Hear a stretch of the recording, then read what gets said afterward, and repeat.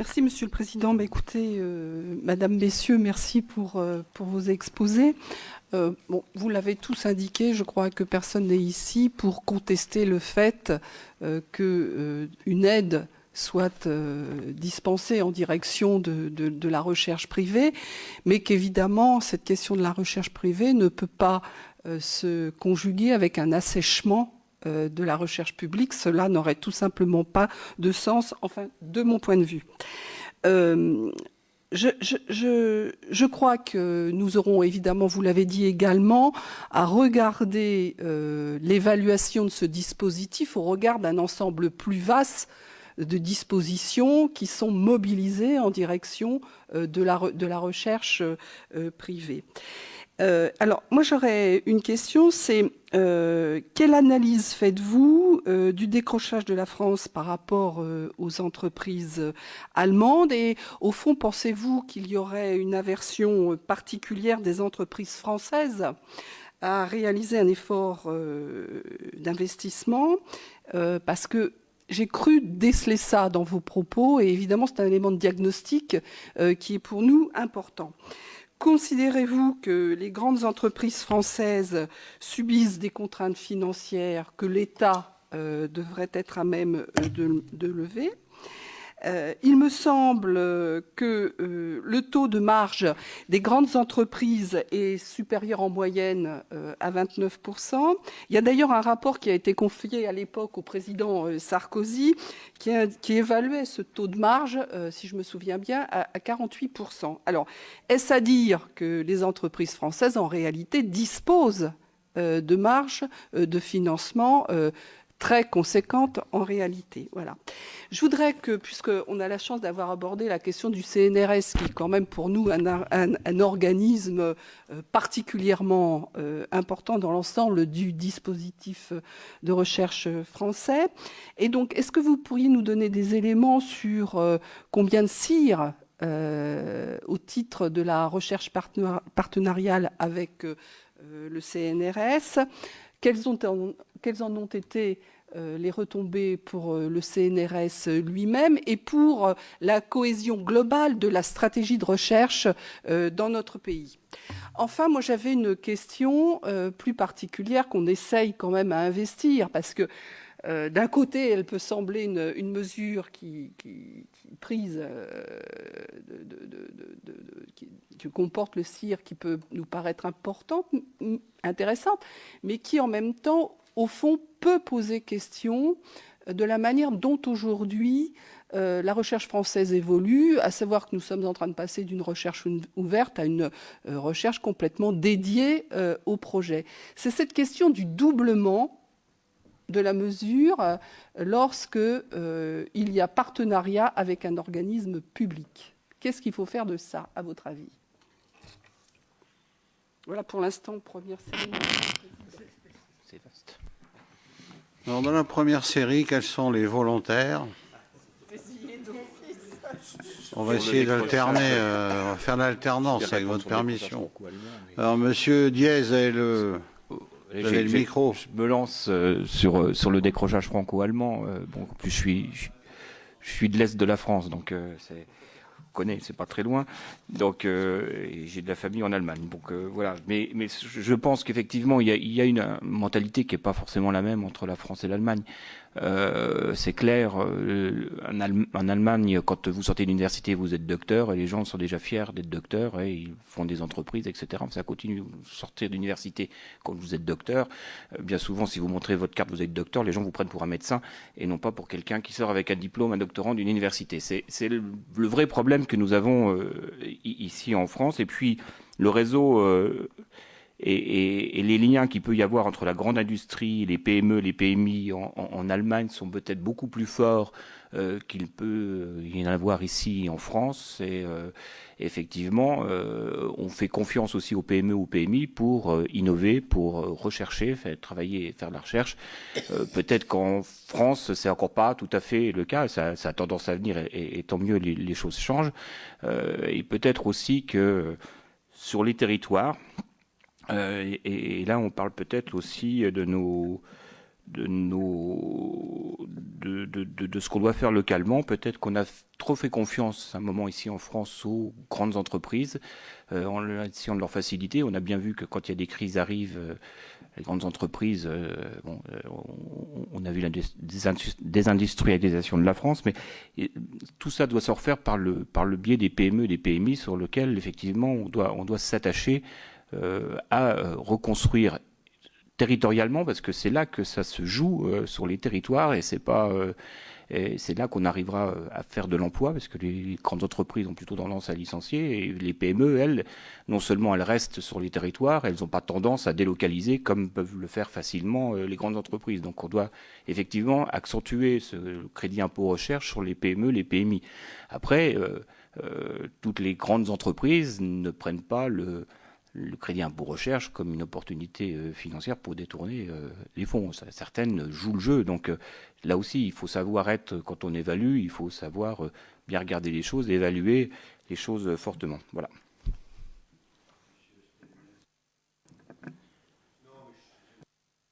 Je ne sais pas comment on va répondre aux nombreuses questions de Mme Gontimorin. Sur le CNRS, on a, lors d'une rencontre très récente avec le président du CNRS, posé une question à celui-ci. En l'occurrence, avez-vous été interviewé par la commission? Donc, il nous a dit qu'il n'avait pas été interviewé, mais qu'il avait eu des questions écrites et qu'il avait répondu par écrit. En clair, nous a-t-il dit, il n'a pas constaté sur la marche de l'organisme une progression importante de son activité contractuelle liée au crédit impôt recherche.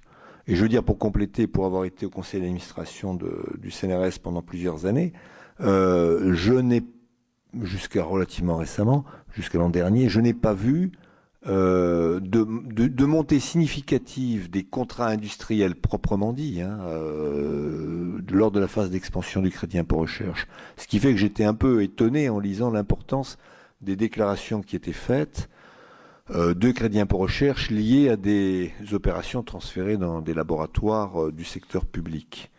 Alors, ce qui est quand même nouveau, entre guillemets, c'est qu'on a une baisse, et ça je ne sais pas comment se fait la fiscalité au niveau des entreprises, vous en savez peut-être plus que moi, depuis l'apparition de l'ANR, l'Agence nationale de la recherche, qui opérait un certain nombre de financements, on a vu une substitution des relations directes que les entreprises pouvaient nouer avec les laboratoires. Je donnerai l'exemple de mon laboratoire par la suite, et que ces relations après sont passées par la médiation de l'ANR. C'est-à-dire que l'ANR finançait un certain nombre de projets partenariaux entre le secteur public et des entreprises. Donc, et que dans ce cadre-là, bon, j'imagine que les entreprises avaient une contribution propre qui faisait peut-être l'objet d'une déduction fiscale qu'elles pouvaient comptabiliser double, mais qui en fait n'apparaissait pas. Donc je dirais que lorsqu'on regarde le budget du CNRS depuis un certain nombre d'années, on voit une baisse significative des contrats dits industriels qui sont de l'ordre de mémoire entre 50 et 60 millions d'euros, pas beaucoup plus. Et une montée en force des contrats et des subventions publiques par le biais de l'ANR, lesquels englobent des projets partenariaux entre les laboratoires du CNRS et les laboratoires privés. Donc la difficulté, c'est celle-là. Et je finirai en disant que pour les collègues ou pour les gens comme moi qui sont dans des laboratoires, moi je travaille dans le domaine de l'énergétique et du génie des procédés, ce transfert du financement, je vais donner quelque chose de personnel comme appréciation, de financement qui était une collaboration directe entre le labo et l'entreprise avec une médiation par le biais de l'Agence nationale pour la recherche, a distendu les liens que les laboratoires publics entretenaient avec les équipes de recherche dans l'industrie. C'est-à-dire qu'à l'époque, je commence à être un peu âgé, il y a une quinzaine, une vingtaine d'années, il y avait des équipes de recherche industrielle constituées avec des seniors qui encadraient peut-être des collègues plus jeunes, qui étaient en capacité d'avoir une expertise forte et des relations fortes avec les partenariats du secteur de la recherche publique.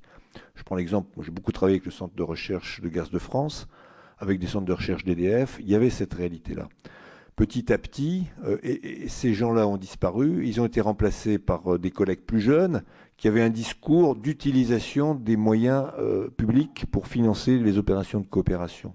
C'est-à-dire que les gens disaient, on a un projet, mais si vous en avez un aussi qui peut nous rapporter autant de subventions, si on met 1 euro, on veut en récupérer 3 ou 4. Débrouillez-vous pour monter un projet ANR avec éventuellement des aides de la région et de l'Europe, et on met nos billes. Et on est dans une situation qui est catastrophique parce que lorsque l'Agence nationale pour la recherche procède à l'évaluation des programmes, elle convoque les ingénieurs qui étaient en responsabilité du projet, et très souvent, l'ingénieur de l'industrie ne vient pas, pour la bonne et simple raison que c'est plus lui qui est en titre de la responsabilité de ce projet.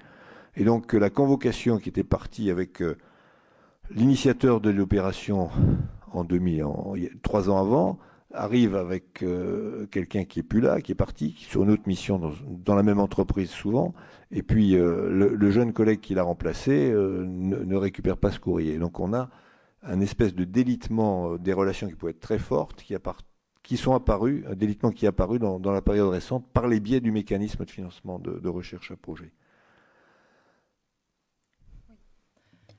Donc je voudrais répondre à 2 questions de Madame la rapporteure. Première, c'est sur l'assèchement de la recherche publique, et le deuxième, c'est sur le décrochage de la France par rapport à des pays comme l'Allemagne. Alors, concernant l'assèchement de la recherche publique, c'est un élément préoccupant dans les EPSCP parce que très clairement, le fait que la recherche industrielle soit l'élément central de financement, donc y compris par les appels à projets, entraîne une désertification de la recherche fondamentale et une désertification dans des secteurs de recherche qui ne sont pas industriels. Or, si un certain nombre de rapporteurs de rapports indiquent l'importance de développer les hautes compétences que moi j'évoquais dans les secteurs tertiaire, enfin nouvellement tertiaire et quaternaire, c'est le fait qu'il faut pouvoir assurer une formation de haut niveau. Une formation de haut niveau sur l'ensemble du territoire, parce que comme je l'ai évoqué précédemment, l'industrie ne correspond qu'à 27% des emplois.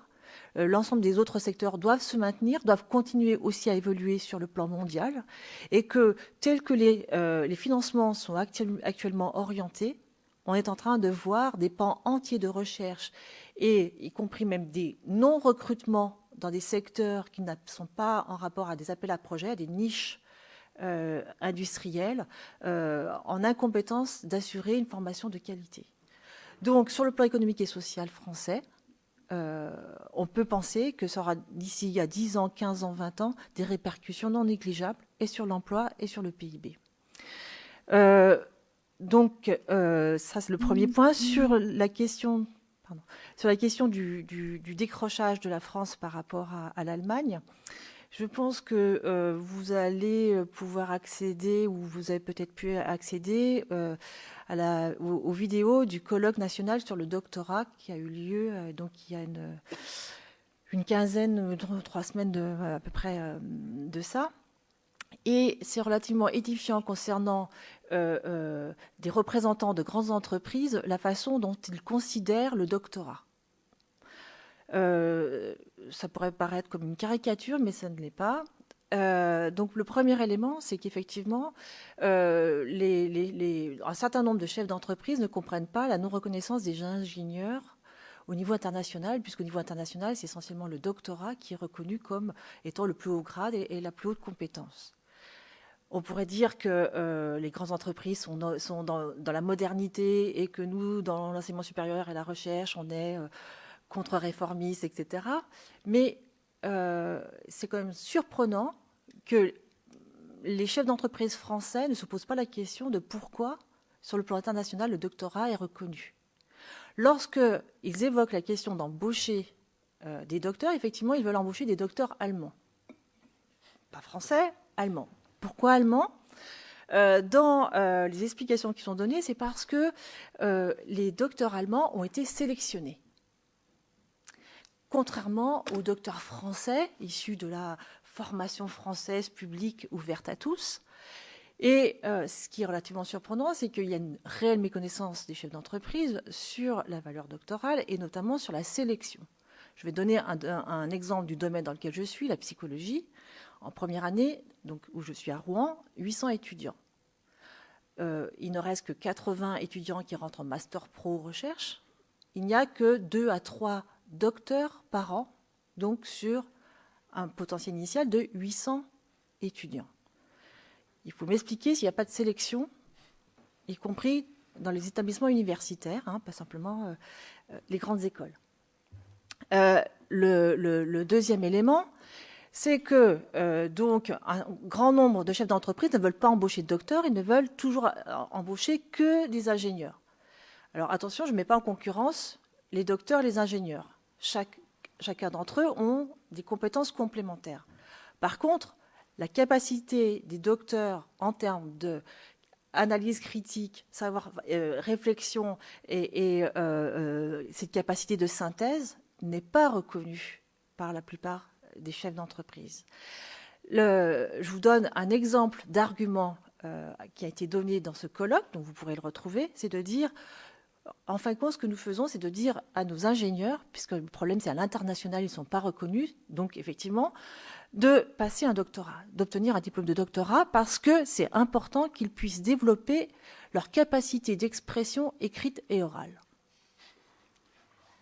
À partir de là, on peut peut-être comprendre aussi pourquoi un certain nombre d'entreprises françaises sont vieillissantes, pourquoi il y a un tel retard en équipement et en innovation dans les entreprises françaises par rapport à d'autres pays européens et sur le plan industriel mondial, tant qu'il y aura aussi peu d'embauches de docteurs dans les entreprises, peut-être qu'il y a une dimension qui n'est pas présente et qui est au détriment de la recherche et du développement.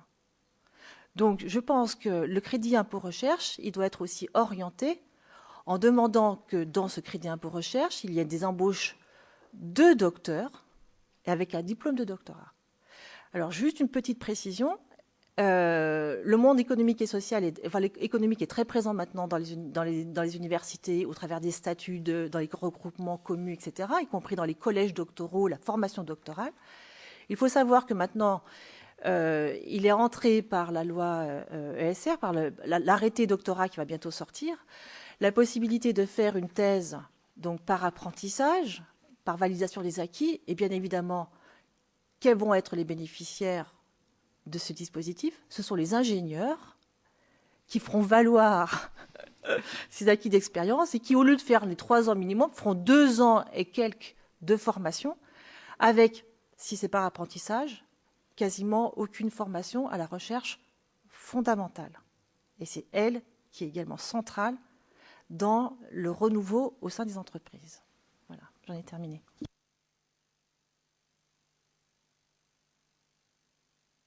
Parce qu'on est un peu dans le débat sous-jacent avec le crédit d'impôt recherche qui est la part du public par rapport au privé. Enfin, bon.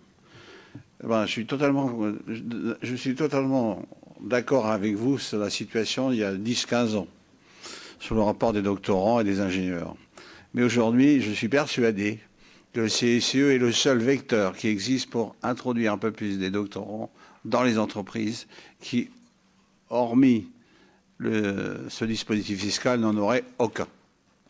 Et ça vaut aussi pour une meilleure sur les plateaux universitaires. Moi, je ne suis pas à Paris, je suis à côté de Cergy-Pontoise, où on a mis une université en place avec un mathématicien, enfin scientifique à sa tête, et qui en 10 ans a obtenu des résultats extraordinaires. Et on a vu quand même des changements par rapport aux entreprises, parce qu'en fait, ça fonctionne par bassin d'emploi. Le nombre d'entreprises que nous avons vues concrètement, c'est les petites et moyennes, pour l'essentiel, nous sommes tout à fait d'accord, mais qui n'auraient jamais eu l'occasion de travailler avec des doctorants et qui non seulement il travaille dans son domaine de recherche pour lequel il est embauché, mais il amène souvent à ces entreprises un regard, une façon de travailler complètement différente par rapport aux cadres habituels. Donc je pense que sur ce sujet-là, le CIR est quelque chose, c'est insuffisant, mais en tout cas, il a quand même permis de transpercer bien des préventions. Des préventions. Et c'est vrai que le regard différent des grandes écoles d'ingénieurs dans ce pays, c'est à la fois un atout, puis c'est aussi envahissant pour tous les autres. Hein. J'en dis ce qu'on ne vient pas. Mais il ne faut pas, effectivement, l'université française, il faut qu'on puisse mieux la valoriser. Mieux la valoriser. Et ce genre d'expérience, il ne faut pas se tromper. Le CICE, je pense qu'on peut l'améliorer, qu'il a des défauts, que bien sûr. Mais je suis alors là-dessus vraiment persuadé que c'est vraiment l'outil, peut-être d'opportunité, mais on s'en fout. L'essentiel, c'est que ça se fasse, qui permet quand même vraiment un apport aux entreprises qui n'étaient pas. Et ça s'est renforcé depuis 2008 quand on regarde concrètement les effectifs. Alors sur le rapport des finances, enfin les financements, ce que le pays consacre à la recherche publique, personne ne conteste le besoin d'avoir une recherche fondamentale. D'ailleurs, le CICE à l'époque, il avait quand même été conçu pour essayer d'améliorer, comment dire, rendre un peu plus opérationnel même la recherche fondamentale. Dans le monde entreprise, on a un vrai problème. Les entreprises, en réalité, peut-être que les grands groupes avaient des relations avec les grandes institutions, mais il n'y a pas que les grands groupes, il y a tout le reste. Et tout le reste, franchement, les choses ont quand même évolué d'une façon intéressante.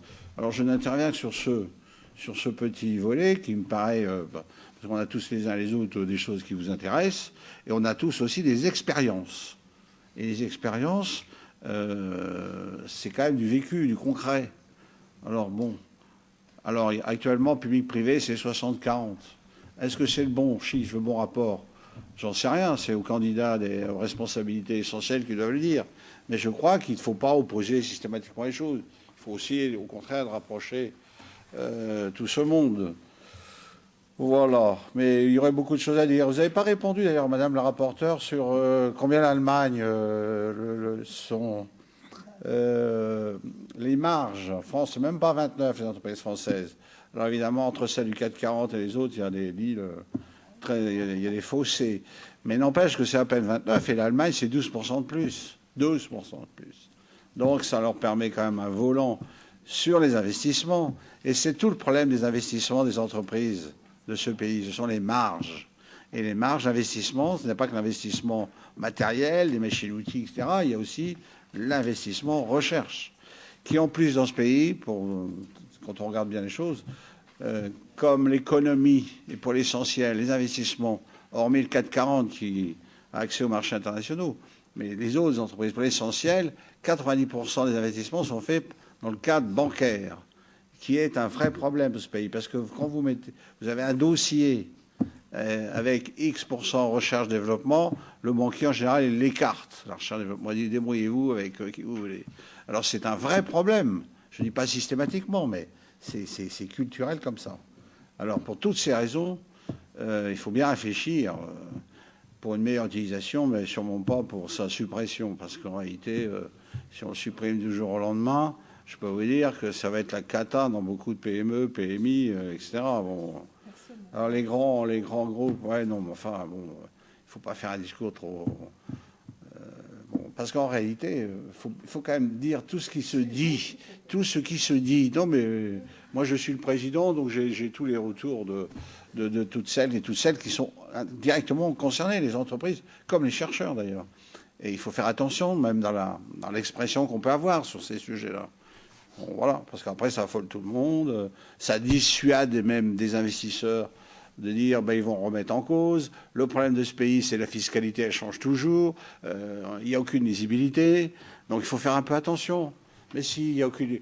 les gens qui investissent un projet de recherche, c'est pas 1 an, 2 ans, c'est sur 5-6 ans. Et sur 5-6 ans, ils ont besoin d'une certaine lisibilité. Enfin, c'est ça le monde réel.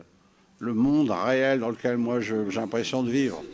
Voilà, Monsieur Bonnet, vous vouliez intervenir. C'est Monsieur Bonnet, maintenant.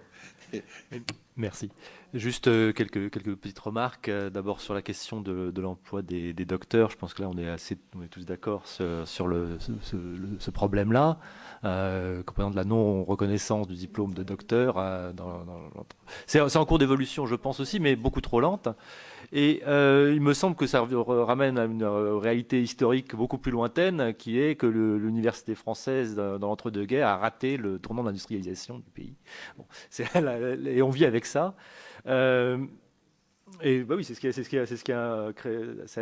Les écoles d'ingénieurs ont été créées à ce moment-là.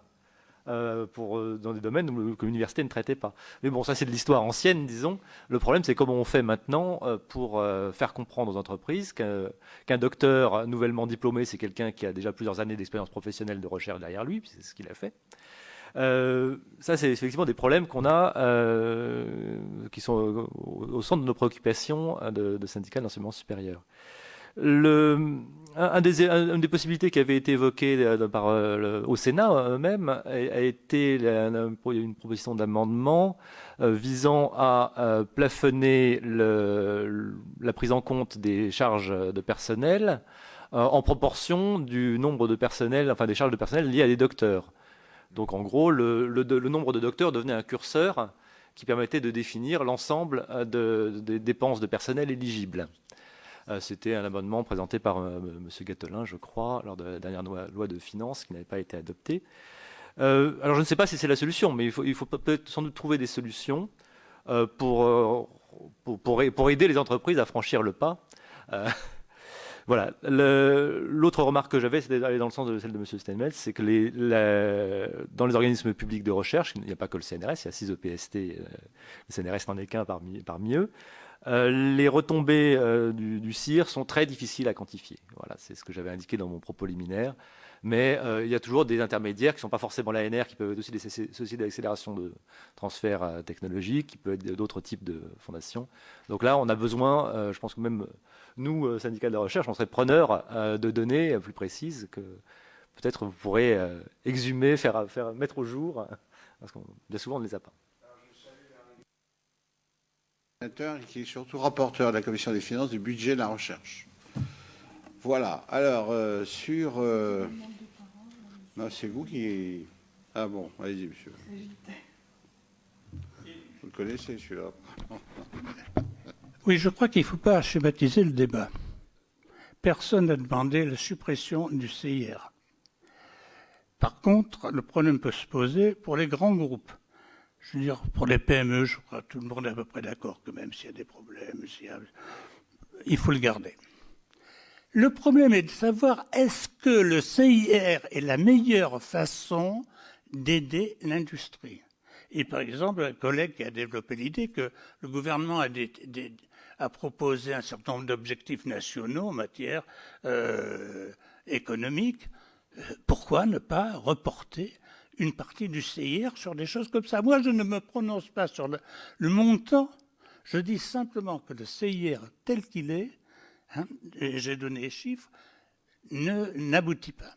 Et alors, sur l'Allemagne, bon, passons, parce que l'Allemagne, c'est un problème très compliqué, ne serait-ce que dans la dernière période, que l'ouverture à l'Est l'a quand même sacrément favorisé, ne serait-ce que pour des raisons géographiques. Mais, je répète mon chiffre, sur le plan du PIB, c'est 1,44 pour la France, 2 pour l'Allemagne, mais quand on raisonne en monnaie comparable, constante, en masse investie, vous ouvrez les derniers opuscules de l'OCDE sur les statistiques, sur la recherche, vous prenez le tableau 25 et vous verrez que l'Allemagne est exactement au double que la France quant aux sommes investies dans la recherche, dans l'industrie. Moi, j'ai moi-même été étonné de l'ampleur. Donc, je vous le dis. Alors, sur le problème des docteurs, on a quand même un petit problème qui est le problème des écoles en France. Je le dis à l'aise, je sors d'une et j'ai fait ma carrière dans une autre. Donc, je n'ai aucun règlement de compte à avoir. Moi, ce qui m'a frappé, c'est qu'à un moment, par exemple, j'étais au conseil d'administration de Polytechnique et on a eu un type absolument remarquable comme président de conseil d'administration. Il avait décidé que 30% des polytechniciens feraient une thèse. C'était Bernard Heisenberg, il s'appelait. Eh bien, il y est arrivé. Il est arrivé en 3 ans. Et quand les types ensuite sont arrivés dans l'industrie, ils ont été embauchés comme s'ils n'avaient pas de thèse. C'est-à-dire que par rapport à leurs collègues de promotion, ils avaient perdu exactement 3 ans. Donc, il y a un énorme problème là, qui est que tous les staffs industriels, à tous les niveaux, étant tous sauf docteurs, ne recrutent et ne croient pas à la recherche, ne l'intègrent pas dans une stratégie industrielle et ne recrutent pas de docteurs. Quant aux effets du CIR sur le recrutement des docteurs, vous avez fait un grand truc là-dessus. Moi, je m'en tiens aux statistiques. Les dernières statistiques du CEREC, le seul qui travaille là-dessus à peu près, montrent qu'il y a à peu près, en flux et en stock, on a à peu près le même nombre de docteurs. C'est-à-dire que le CIR, s'il a favorisé, personnellement, je prends sur moi le truandage qu'il y a dans les déclarations du nombre de chercheurs pour avoir plus de CIR, par contre, le fait, qui n'était pas absurde a priori, de doubler la mise si on embauchait un docteur, a été très très peu utilisé. Relativement, je crois que le dernier rapport, c'est 1300 entreprises qui l'ont utilisé pour 20 000 qui touchent le CIR.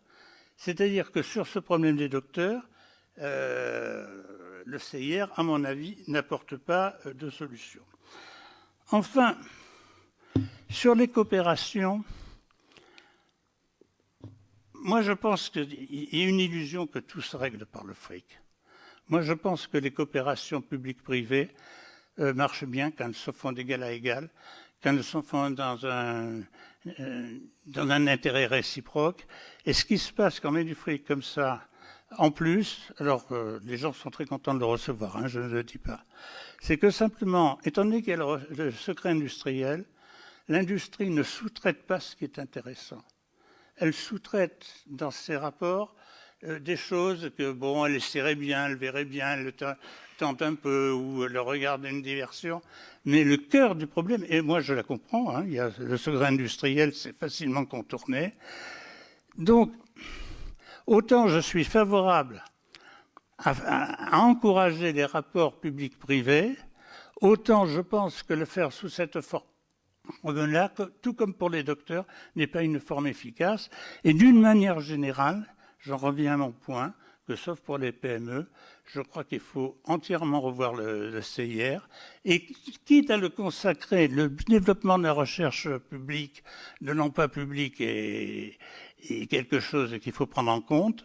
Mais je dis à la limite, prendrait-on la même somme et la focaliserait-on sur un certain nombre de programmes nationaux, ça serait beaucoup plus utile que perdre le fric comme on le perd aujourd'hui. Alors, sur les problèmes, c'est vrai que de dire qu'au départ, on pourrait, autour d'un projet, autour d'un plan, et en réalité, ce qui s'est passé dans les années, les 30 glorieuses, c'est autour d'un plan. Donc, on choisissait les grands axes de développement. Et à partir de là, c'était assez facile de mieux sélectionner les entreprises qui allaient faire de la recherche pour être dans le cadre du plan en question. On est d'accord? Le problème, c'est qu'il n'y a plus de plan. Donc, je comprends la philosophie de M. Steinmetz. On n'a plus, pour l'évolution des choses, il faut qu'on a plus l'articulation. Donc, mais en réalité, c'est que l'industrie a beaucoup changé.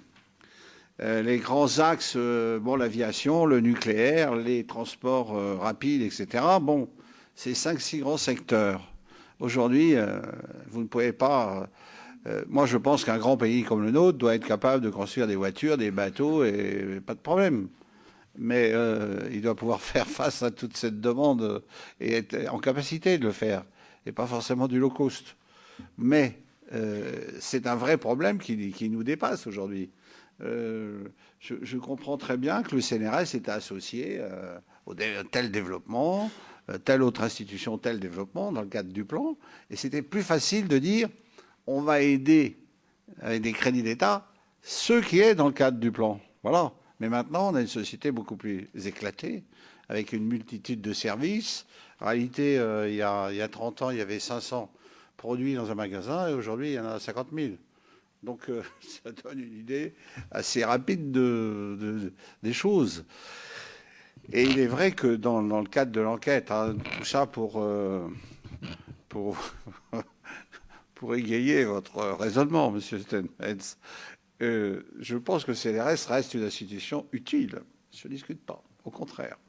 Mais nous voyons surgir, on a visité tous les uns les autres à Grenoble, le CEA, qui est une espèce de grande bourse de brevets mis en gestation commune, qui interfère. C'est-à-dire que le bénéfice de l'un peut aider à l'accomplissement de l'autre. Je crois que ce genre de structure, qui est privée, est aussi utile. Voilà, le monde évolue, les choses évoluent, et j'utilise des doctorants en plus. Voilà. Bon, là, il nous reste 10 minutes. Monsieur Montfort qui lève la main depuis tout à l'heure d'une manière désespérée. C'est assez curieux, mais vous donnez toujours la parole avec beaucoup de constance Vous ne regardez pas à la France gauche. C'est très volontiers que je donne la parole à Monsieur Montfort. Non, ça sera très court. Parce que d'ailleurs été... C'est vrai qu'il a été très court. Voilà, donc je serai encore très court, vous inquiétez pas. Non, simplement, je pense que je rajouterai pas tout ce qui a été dit parce on voit quand même que globalement on est tous d'accord ici sur ce qu'on vous a expliqué. Je pense qu'un des problèmes de fond, si aujourd'hui il y a quand même une inquiétude qui est posée et que vous inquiétez vous-même la représentation parlementaire du Crédit Impôt Recherche, on a quand même un problème de fond qui existe. Et ce problème il existe parce que, ça a été dit ici, on ne peut pas déconnecter l'ensemble de l'effort de recherche, public ou privé, dans ce qui se passe actuellement.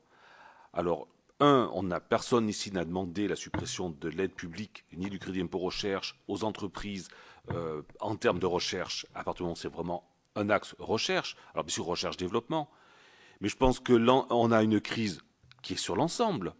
Vous reparlez des doctorants, il faudrait aussi rajouter d'autres chiffres. La France perd un nombre de doctorants formés sur le nombre de doctorants d'origine de nationalité française, qui sont compensés par le recrutement, et tant mieux, on forme des étudiants étrangers, mais on perd des doctorants. On n'est pas le pays qui forme le plus de doctorants. Alors vous allez dire, tant mieux, parce qu'on n'arrive pas à les embaucher. Non, c'est une catastrophe. Aujourd'hui, nous sommes en train de perdre le plus haut niveau de formation universitaire de notre propre jeunesse et donc de nos futurs cadres. Alors on reparle du problème de la reconnaissance de la thèse. Je pense que la reconnaissance du doctorat est un élément majeur de la problématique que nous avons aujourd'hui. Aussi bien dans la recherche industrielle, et ça a été très bien dit par Heidi, que dans la recherche publique. Donc, on a un problème de défi. Comment voulez-vous, on parle aujourd'hui toujours d'innovation, on parle d'un esprit qui serait d'aller vers l'avant. Mais moi, je pense que la formation à la thèse, c'est lui qui doit le donner. On est en train de perdre là-dessus. Alors, si on ne veut pas lier l'ensemble de la... Et après, je finirai juste sur cet aspect, l'attractivité que l'on donne aux jeunes, aujourd'hui, pour aller vers ces études. Parce que que ce soit vers les formations d'ingénierat, où on aura toujours peut-être des jeunes formés, ou certaines écoles, aujourd'hui, nous partons de l'attractivité dans nos universités.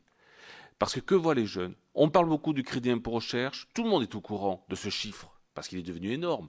Arriver entre 5 et 6 milliards d'euros de Crédit Impôt Recherche, ce n'est pas une petite somme, c'est évident. C'est 2 fois le budget du CNRS. Donc quand on a une telle somme, que l'on dit que ça doit permettre aux entreprises de développer le plus haut niveau du transfert et innovation, de la recherche industrielle, de tout le discours qui est porté aujourd'hui. Et qu'à la clé, on ne voit pas de recrutement de l'emploi scientifique, parce que l'emploi scientifique en France, qu'il soit aussi bien sur le secteur académique que sur le secteur non académique, c'est ce que je dis au début de l'intervention, il se casse la figure. Vous perdez de l'attractivité vers ces formations, et vous pouvez toujours expliquer que le milieu industriel, quelles que soient les raisons, que ce soit les banques qui ne suivent pas ce que vous avez l'air de dire vous-même, que ce soit les industries qui ne veulent pas suivre, ou que ce soit le système, soi-disant, parce qu'on reporte souvent la cause sur la recherche publique, comme étant ceux qui doivent initier le transfert et l'innovation, on voit bien que globalement, on a un problème qui est sur l'ensemble. Il n'est pas que sur le CIR. Alors le Crédit Impôt Recherche, pour moi, il n'est qu'un élément du système, mais tant qu'on continuera à ne pas vouloir lier la formation au plus haut niveau Et l'intelligence qui va avec, qui est on forme des esprits et on veut former une compétitivité parce qu'on va revenir dans ce discours de la compétitivité nationale, internationale, européenne. Moi, je pense qu'aujourd'hui, on n'est pas à ce niveau-là, tout simplement parce qu'on n'a pas suffisamment de cadres formés au plus haut niveau. Et derrière, avoir un système incitatif financier qui l'accompagne. Voilà. Je finirai simplement, on est tous au courant. Parce que vous nous disiez tout à l'heure au début, donnez-moi des faits, des réalités. Nous ne sommes pas des syndicats d'industrie, je ne travaille pas dans l'industrie, c'est évident, mais enfin on n'est pas hors des réalités. On a des contacts avec l'extérieur. Moi, quand j'ai des collègues qui me disent, mais dans mon industrie, dans mon entreprise, grand groupe pharmaceutique, et c'est pas Sanofi, on est capable aujourd'hui de déduire du crédit impôt recherche la formation que l'on donne aux médecins parce qu'on a détourné le système et qui le savent et qui me disent, c'est incroyable jusqu'où on arrive. Il ne faut pas dire aujourd'hui qu'il n'y a pas détournement. Il y a détournement. Ça, c'est une réalité. Et dire ces mots, c'est peut-être fort. Alors après, comment vous allez les voir ou pas, c'est peut-être autre chose. Mais moi, ce que je pense qui est important aujourd'hui, c'est ce que réclame le milieu. Hein. Un vrai contrôle de ce crédit impôt recherche, une vraie évaluation scientifique. Moi, je n'ai jamais participé à l'évaluation scientifique du crédit impôt recherche. Je peux le faire. On m'a jamais demandé. Mais une vraie évaluation transparente. Hein. L'évaluation, elle n'est pas simplement un expert. Ce qu'on appelle, nous, l'évaluation scientifique, c'est une évaluation collégiale, contradictoire et transparente. Tant qu'on n'aura pas une vraie évaluation avec ces trois termes, si vous n'avez pas une évaluation transparente, collégiale et contradictoire, ce n'est pas de l'évaluation. Alors quand on aura une vraie évaluation de cet outil, qui doit continuer, hein, on n'a pas dit qu'il fallait le supprimer, mais qui aille vraiment pour l'objet pour lequel on l'a créé, alors peut-être qu'on s'apercevra qu'on en met trop, 6 milliards quand même, et peut-être qu'on le ciblera réellement pour qu'il soit efficace. Voilà, c'est tout ce que je voulais dire. Bon, il faut savoir qu'à la plupart du temps, il y a un seul expert. Hein. On est loin du compte. Hein. Moi, je suis d'accord que sur l'évaluation du périmètre, c'est très complexe, c'est clair. Et en plus, ça se fait rarement sur place et souvent sur pièce. Bon, mon collègue Berson a demandé à intervenir. Je lui donne donc la parole. Merci, Monsieur le Président. Je voudrais partir de ce que je viens d'entendre et d'abord en vous priant de bien vouloir excuser mon arrivée tardive. Par rapport à ce qui vient d'être dit, je voudrais réagir pour nourrir le débat et que nous puissions ensemble vérifier que nous parlons bien des mêmes choses. Il n'y a rien de pire que d'avoir raison chacun de son côté pour la bonne et simple raison, c'est qu'on ne parle pas de la même chose. Vous souhaitez, et on comprend très bien, que on évalue plus et mieux qu'on ne l'a fait jusqu'à maintenant le crédit d'impôt recherche, son usage, son importance. Connaissons un peu ces questions depuis un certain nombre d'années. J'ai vraiment le sentiment que le crédit d'impôt recherche est certainement l'un des objets, on parle beaucoup d'objets en ce moment, c'est sans doute l'un des objets qui a fait, je dirais précisément l'objet, d'évaluation de multiples façons. Je pense qu'il serait intéressant de faire d'ailleurs une évaluation des évaluations du crédit d'impôt recherche depuis une dizaine d'années. Bon. Donc il faut quand même relativiser, je crois. La preuve en est que l'Assemblée nationale a élaboré un rapport récemment sur cette question et que le Sénat est en train de le faire également, ce qui montre que les parlementaires sont particulièrement attentifs et vigilants. Donc je voudrais relativiser cette question. Le problème, c'est que les évaluations sont faites de façon, je pense, sincère, de façon même quelquefois scientifique. Je parle de toutes les études économétriques et donne un certain nombre de résultats qui ne sont pas toujours conformes à ce que certains souhaiteraient constater. Donc voilà, bon. Je ne vais pas faire de polémique, c'est un sujet passionnel, hein, le crédit d'impôt recherche, hein, très passionnel. Hein. Donc j'arrêterai là mon propos, je dirais, qui avait pour objet, comme ça en introduction, de titiller un peu, quoi. Je voudrais revenir sur une autre question qui, elle, pour le coup, je pense, ne souffre pas l'ombre, je dirais, d'un doute. C'est la comparaison entre la France et l'Allemagne de l'effort de recherche et développement à travers l'évolution de l'intensité de la recherche. Je pense qu'il faut avoir présent à l'esprit en permanence deux vérités. La première, c'est que ce sont surtout les branches industrielles qui ont une forte intensité en recherche. Surtout les branches industrielles. Et deuxièmement, la France a subi, au cours de ces 20 dernières années, deux vagues de désindustrialisation fortes, au début des années 2000 et au moment de la crise de 2008, et que par conséquent, puisque la recherche dans les secteurs industriels sont celles où l'intensité est la plus élevée, il est bien évident que la France a accumulé un certain retard de ce fait. Non pas parce qu'on fait moins de recherche en France, non pas parce que les entreprises n'auraient pas d'impétence pour la recherche, mais parce que les secteurs où on fait de la recherche et où la recherche est très forte, très intense, ce sont les secteurs industriels qui précisément existent beaucoup moins en France qu'en Allemagne. Ça, je pense qu'il faut le rappeler, sinon on commet des erreurs dans les analyses. Et moi, je constate que finalement, les dépenses de recherche-développement dans notre pays est restée à peu près constante.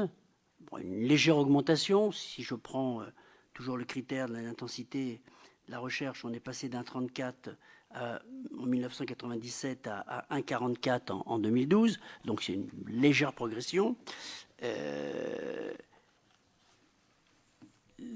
Le produit intérieur brut pendant cette période a très peu augmenté. Très peu. Ça dépend. Ça dépend si on prend comme base de référence. Non, ça dépend si on prend comme base de référence 1998.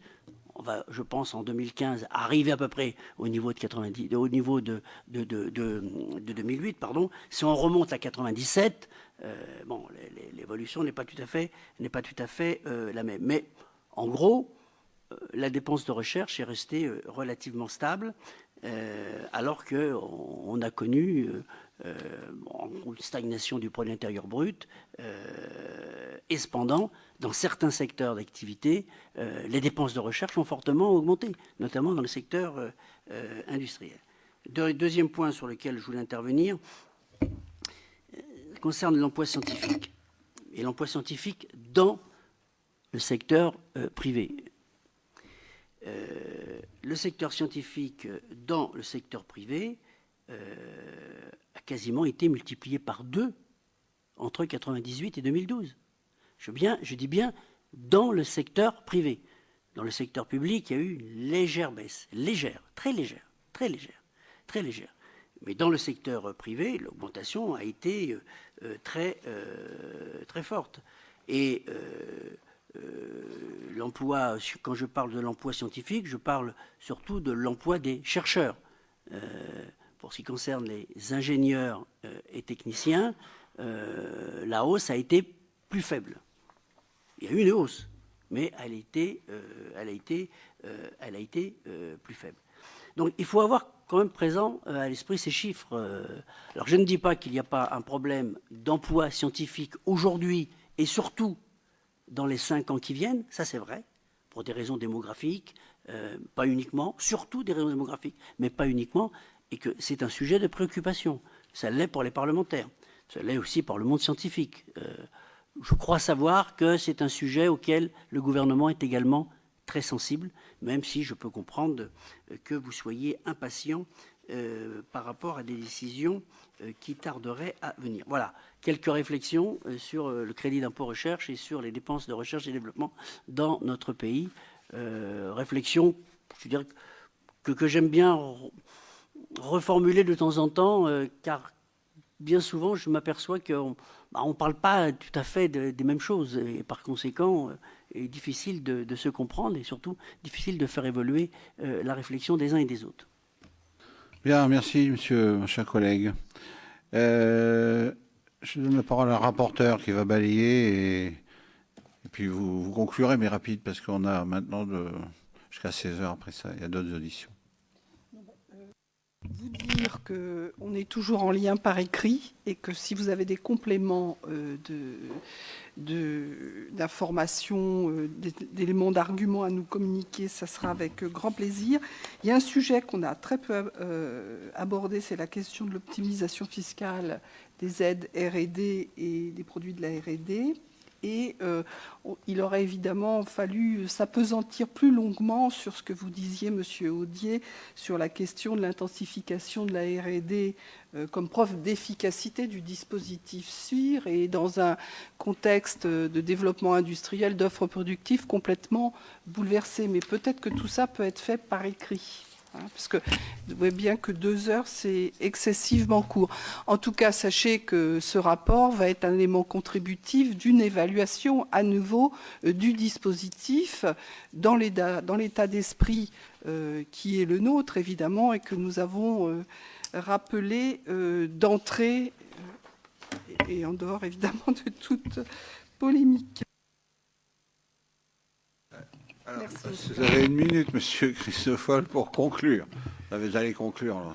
Alors, mon ambition n'est pas de conclure, mais c'est de souligner que pour encourager l'embauche de docteurs, il y a bien sûr des incitations fiscales, pourquoi pas. Hein, le CIR, vous l'avez rappelé, est un élément important, mais il y a aussi une reconnaissance de la qualité et des compétences. Et dans la loi ESR de 2013, il y avait cet aspect qui était mis à l'ordre du jour.